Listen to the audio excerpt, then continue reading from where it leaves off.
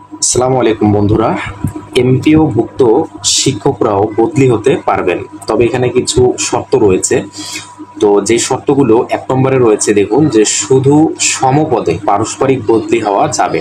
অর্থাৎ আপনি যে পদে চাকরি পাবেন, ধরুন আপনি অ্যাসিস্ট্যান্ট টিচার হিসেবে ইংরেজি টিচার হিসেবে আপনি চাকরি করতেছেন, তো আপনি অ্যাসিস্ট্যান্ট ইংরেজি টিচার হিসেবেই আপনি ভর্তি হতে পারবেন। 2 নম্বরে দেখুন যে চাকরির বয়স, মানে চাকরির 2 বছর পূর্ণ হলে মিলবে এই সুযোগটা। অর্থাৎ হচ্ছে আপনারা মানে আজকে ধরুন চাকরি পেলেন, তো আপনাদের আজকে চাকরি পাওয়ার ঠিক 2 বছর পর আপনারা এই বদলি হওয়ার জন্য আবেদন করতে পারবেন।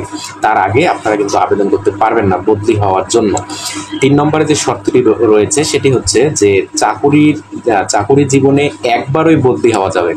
অর্থাৎ হচ্ছে যে আপনারা চাকরি জীবনে কিন্তু একবারের অধিক আপনারা কিন্তু বদলি হতে পারবেন না। শুধু একবার আপনাদের চাকরি জীবনে শুধু একবার এই বদলি হতে পারবেন।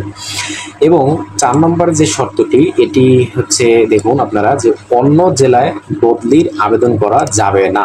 এটি একটি কঠিন শর্ত যে অন্য জেলায় বদলির আবেদন করা যাবে না। অর্থাৎ হচ্ছে আপনি মনে করুন নরসিংদী জেলাতে আপনি টিচার চাকরি আপনার ওখানে হয়েছে, তো আপনি সেখানেই নরসিংদী জেলার মধ্যেই যেই প্রতিষ্ঠানগুলো রয়েছে এমপিওভুক্ত, আপনি সেই প্রতিষ্ঠানগুলোতে আবেদন করতে পারবেন।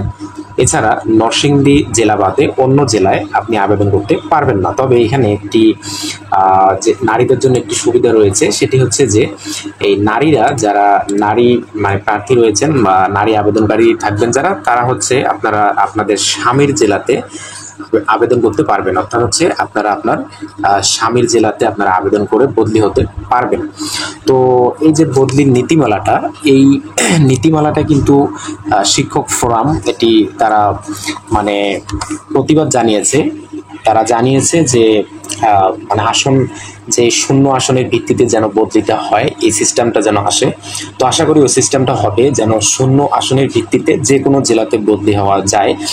তো তাহলে কিন্তু সকলের জন্য সুবিধা হবে, যে কোনো জেলায় তখন বদলি হওয়া যাবে।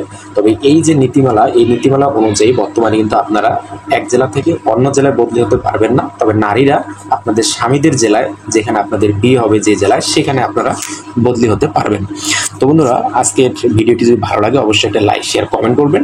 আর আমার যে ক্লাস ভিডিওগুলো রয়েছে, অর্থাৎ হচ্ছে এনটিআরসি এর জন্য 19তম শিক্ষক নিবন্ধনের জন্য আমার ক্লাস ভিডিওগুলো আপলোড হচ্ছে। তো আশা করি আপনারা ক্লাস ভিডিওগুলো যদি রেগুলার দেখেন, অবশ্যই আপনারা 19তম শিক্ষক নিবন্ধনে কোনোভাবে আপনারা হতাশ হবেন না। এবং অন্যান্য যারা প্রাইমারিতে পরীক্ষা দিবেন কিংবা যে কোনো অধিদপ্তরগুলোতে যারা পরীক্ষা দেবেন, তাদেরও হতাশ হতে হবে না ইনশাল্লাহ।